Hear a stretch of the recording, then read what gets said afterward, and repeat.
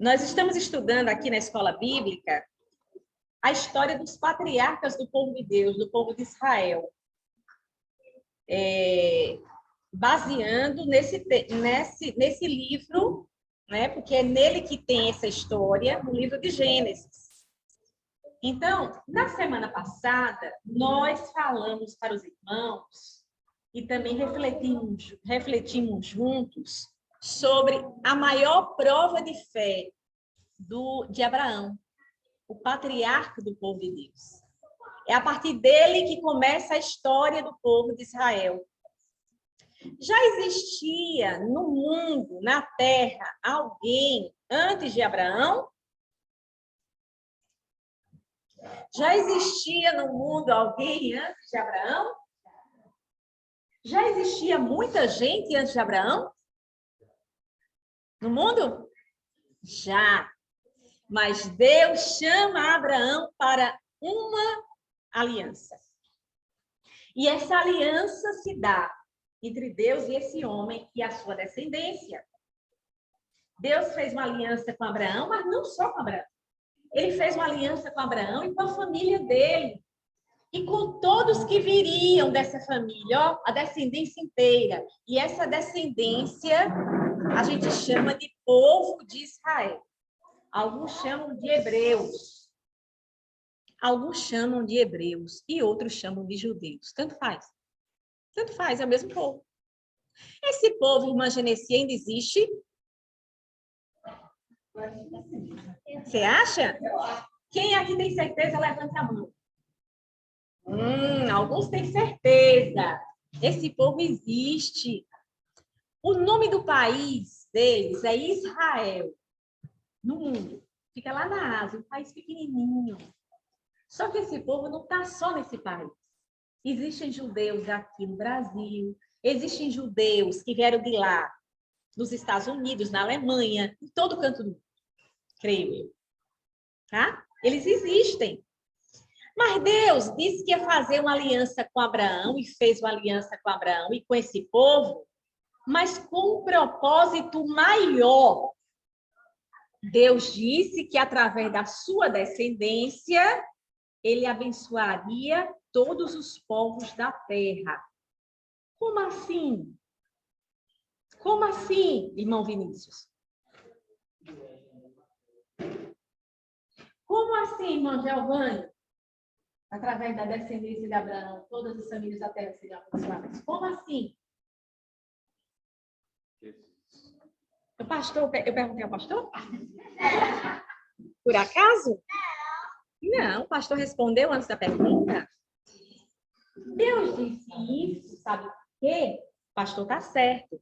Porque Jesus ia ser um descendente de Abraão. Jesus ia nascer desse povo. E através de Jesus, aqueles que crescem nele também teriam a bênção de Abraão. Seriam abençoados. Seriam alcançados para fazer parte do povo. Então, através de Jesus, quem é do Brasil passa a fazer parte do povo de Deus. Passa a fazer parte da aliança com Deus. Entenderam isso?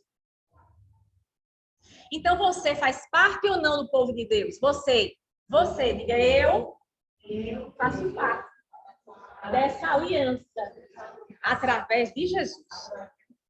Então, Deus cumpriu o propósito com aquela aliança com Abraão, quando mandou Jesus e nos alcançou, irmã Genesi. Nós fazemos parte da aliança também. Deus cumpriu todo o propósito com aquela aliança. Mas nós estamos estudando essa história passo a passo. Vimos na semana passada que a maior prova de fé de Abraão foi quando Deus pediu o seu filho Isaque. O descendente dele, do qual viria a nascer Jesus depois. E Abraão simplesmente obedece. Leva Isaque ao altar do sacrifício para dar a Deus o que Deus tinha dado a ele. E Deus quis, irmã Anativa, que Abraão sacrificasse mesmo Isaque, matasse o filho dele? Porque o nosso Deus, ele não fica satisfeito com o sacrifício humano. E porque também Deus só quis mesmo provar a fé de Abraão. E provou. Porque, ó, Abraão já estava assim, para matar, para sacrificar. E aí veio a palavra de Deus para ele, dizendo, não, Abraão, não faça isso. Ali, irmãos, a aliança foi consolidada completamente. Deus disse, assim como você não me negou o seu filho, Abraão, eu vou te abençoar. Toda aquela promessa da aliança, de bênção sobre a vida dele, de uma grande descendência, toda a promessa Deus fez de novo, consolidando assim a aliança. Ok? Vimos isso semana passada. Irmãos queridos, Abraão fica muito velhinho, muito velhinho, muito velhinho, muito velhinho e sabe que vai morrer. Antes disso, do que nós vamos estudar hoje, Sara, a mulher de Abraão, foi uma mulher fiel a Abraão. Uma mulher que submissa, uma serva de Deus, submissa à vontade de Deus para a sua vida. Uma mulher que respeitava o seu marido. Exemplo para as mulheres de hoje em todos os aspectos. Depois a gente vai, irmã Eide vai pregar sobre ela na reunião das mulheres, que foi um exemplo para nós. Sara foi. Chegou o grande dia de Sara encontrar-se com o Senhor. E aí esse grande dia chega, Sara vai a óbito, morre, e Abraão continua vivo. E fica muito velho, muito velho. Ele sabe que através de Isaac, Deus ia cumprir o seu propósito. Só que Isaac não era casado ainda e precisava de uma mulher que estivesse também pronta para, junto com ele, consolidar os planos de Deus. E aí Abraão se preocupa com isso. Olha que homem sábio. Quando você tiver um filho, se preocupe com a mulher que vai casar com ele, viu? E vice-versa, se preocupe. Porque isso é uma coisa séria. E que nós, mães, precisamos orar cedo. Eu já tenho que orar dá agora para Isaac encontrar uma mulher de Deus, que está cada vez mais raro nesse mundo mal. Não é verdade, não? Ou quando a Lila da vida. Então, vamos orar. Abraão se preocupou com isso. E aí é sobre essa história que nós vamos começar a ler agora, tá? Capítulo 24. Vamos lá? Capítulo 24 de Gênesis. Era Abraão já idoso, bem avançado em anos, e o Senhor em tudo o havia abençoado. Disse Abraão ao seu mais antigo servo da casa, que governava tudo que possuía: põe a mão por baixo da minha coxa, para que eu te faça jurar pelo Senhor, Deus do céu e da terra, que não tomarás esposa para meu filho, das filhas dos cananeus, entre os quais habito, mas irás à minha parentela, e daí tomarás esposa para Isaque, meu filho. Disse-lhe o servo: talvez não queira a mulher seguir-me para esta terra. Neste caso, levarei teu filho à terra de onde saíste? Respondeu-lhe Abraão: cautela, não faças voltar para lá, meu filho.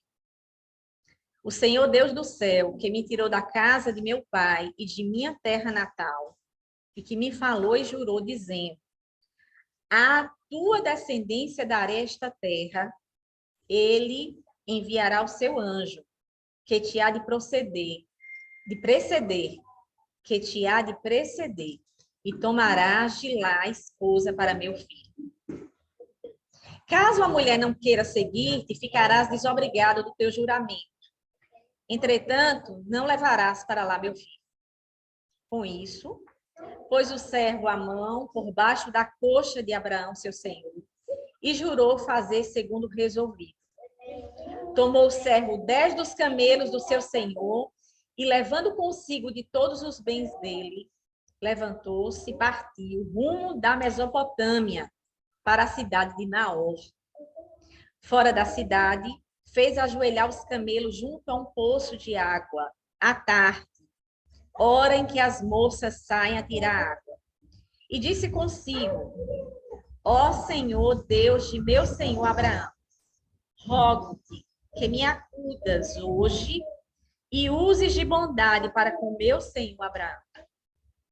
Eis que estou ao pé da fonte de água, e as filhas dos homens dessa cidade saem para tirar água. Dá-me, pois, que a moça a quem eu disser, inclina o cântaro para que eu beba, e ela me responder, bebe, e darei ainda de beber aos teus camelos, seja a que designaste para o teu servo Isaque. E nisso verei que usaste de bondade para com o meu senhor.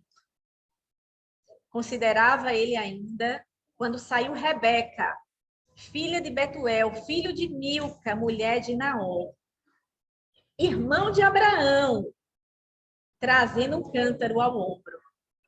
A moça era muito formosa de aparência, virgem, a que nenhum homem havia possuído.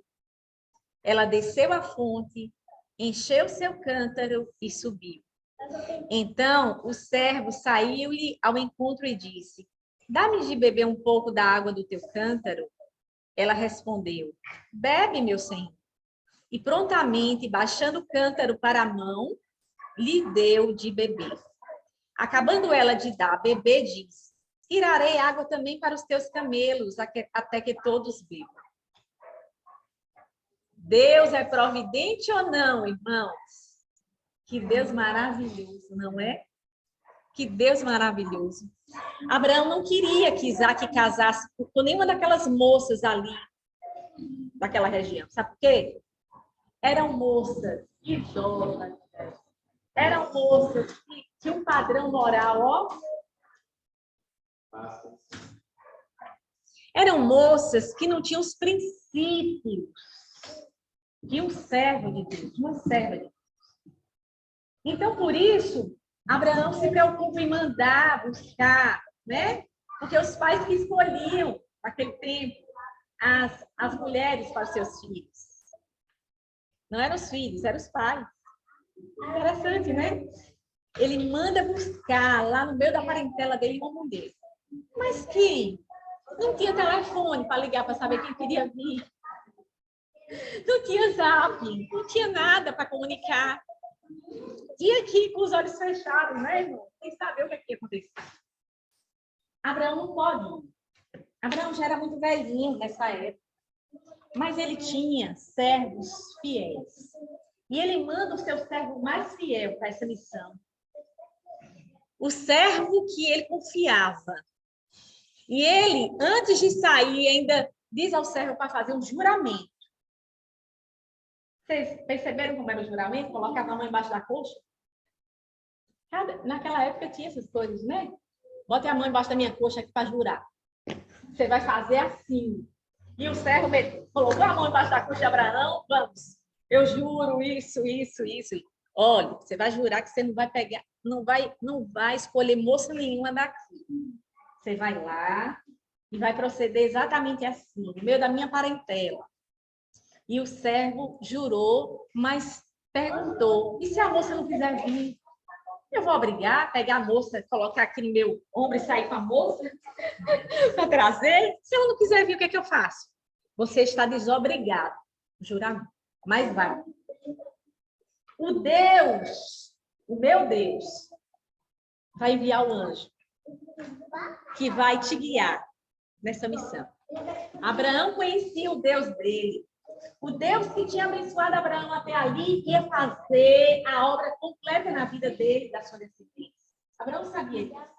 Vá sem medo, meu servo, porque o meu Deus irá adiante de você e vai guiar você. E o servo, prontamente, um servo fiel, um servo comprometido, um servo responsável, um servo que amava o seu senhor Abraão, um servo que já tinha, pela experiência vivida por Abraão, fé no mesmo Deus. Esse servo já conhecia também Deus, a partir da experiência vivida pelo seu senhor, pelo seu dono, né? Abraão. Ele já tinha visto tudo que o Senhor, Deus, tinha feito na vida de Abraão. os milagres, a proteção, a providência. Então, esse servo prepara 10 camelos cheios de comida, de coisas, de bens de Abraão, de presentes para levar. E naquela época também tinha isso. Você ia fazer uma visita a alguém, você levava um presentinho para aquela pessoa. Ele levou um presentinho, 10 camelos cheios. Olha o presentinho, viu? 10 camelos, cheio de coisa. E a parte que eu acho mais interessante, sabe o que é, irmãos?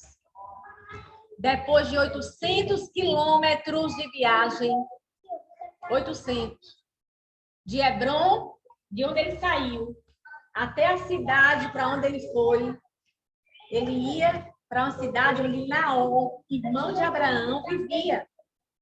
800 quilômetros. Ele chega e para no poço. Estrategicamente. Não só para beber água, mas porque ele sabia que as moças tinham costume. Toda tarde as moças iam pegar água, porque não tinha água encanada. Então elas iam, ó, com os vasos na cabeça, né? Com os vasos, encher de água e levar para a sua comunidade. Então as moças se reuniam ali à tarde para pegar água e bater um papinho, que nós mulheres gostamos muito de bater um papinho, né? Os homens também batiam papinho naquela época, só que era na porta das cidades. As cidades eram muradas e os seus portões, eles se reuniam ali e batiam papo. Mas nós mulheres, as mulheres da época, batiam papo no poço à tarde, pegando água e conversando sobre a vida. Conversando sobre meus maridos, sobre os filhos e tal. Ele já sabia disso. Então, ele esperou, ó, o momento certo, o lugar certo, para a moça certa aparecer. E aí, irmãos, eu acho isso muito interessante nesse momento, porque ele ora. Ele ora na dependência de Deus, para saber a vontade de Deus. Esse servo ora. Vocês perceberam a oração dele aqui? Perceberam o texto? No versículo 12? Ó Senhor Deus de meu Senhor Abraão, rogo-te que me acudas hoje e uses de bondade para com meu Senhor Abraão. Eis que estou ao pé da fonte de água e as filhas dos homens dessa cidade saem para tirar água. Dá-me, pois, que a moça a quem eu disser, olhe o sinal. Ele diz, Senhor, o sinal é esse. Me mostra através desse sinal. A moça que eu disser, inclina o cântaro para que eu beba. E ela me responder, bebe, e darei ainda de beber aos teus camelos, seja a que designaste para o teu serviçal. O sinal é esse. Que ela não só me dê água, mas eu vou pegar água para os seus animais. É essa. Ele ora. E o homem nem terminou de orar, ainda aparece quem? Quem? Rebeca. Uma moça bonita, uma moça que não tinha tido relacionamento nenhum com outros homens, virgem. E aí, o servo de Abraão aplica o golpe, não. A prova. A prova. Vamos provar se é essa aqui ou se é outra que ainda vem. Ele pede água para ela. Ela não só dá água para ele, mas depois de dar água, disse, eu vou pegar para os seus animais também. A prova dos 9. Rebeca. É essa mulher que Deus usa também para fazer parte do povo dele. E através da união de Isaac com ela, a descendência continua. Os planos de Deus continuam. Os propósitos de Deus se cumprem. Tudo na direção do Espírito Santo de... Amados irmãos, aqui nós encerramos hoje mais um pouquinho da história do povo de Deus. Mas eu quero deixar para você uma dica, uma aplicação para a nossa vida. O nosso Deus que está no controle de tudo na nossa vida. no controle de tudo e tem o melhor para a nossa vida, deseja que o nosso coração seja como o coração desse servo. Que nós dependamos dele também para fazer escolhas. Peça a Deus que lhe dê direção para fazer escolhas na sua vida. Não se case. Se você é um jovem, eu lhe digo, não case antes de Deus lhe dar direção. Não é qualquer mulher que serve para você. Se você não casou ainda, você, moça, serva de Deus, não se case sem a direção do Senhor. Não faça escolhas pelo seu próprio coração ou pelas circunstâncias. Não faça isso. Porque senão você vai amargar depois. Tudo na direção de Deus é bom. Mas sem a direção de Deus é um desastre. É um desastre. Então, nós temos muito a aprender nesse texto. Com esse texto, nós aprendemos que Deus é o Deus que providencia tudo. Não é verdade? É o Deus que dá direção ao servo que quer obedecer. Porque uma coisa é você pedir a Deus direção, mas o seu coração está distante da obediência. Não adianta. Não adianta. Você vai pedir, Senhor, me dê a direção, mas o coração está longe. Ele mostra a direção para você, mas você escolhe o que o seu coração quer. Você vai se dar mal. Isso é em todos os aspectos, viu? A gente está falando de casamento, que aqui é um casamento, né? É escolha para um casamento. Mas não é só isso, não. É na vida profissional, é em todos os aspectos. Você é servo de Deus, meu querido? Você pode ter a direção do Senhor para a sua vida. Que coisa boa. É saber que o Senhor quer dar direção para a nossa vida. Ele quer. E nós precisamos buscar. Precisamos usufruir desse privilégio. Ok? Então, que o Senhor nos abençoe ricamente nessa manhã com a sua palavra. Amém.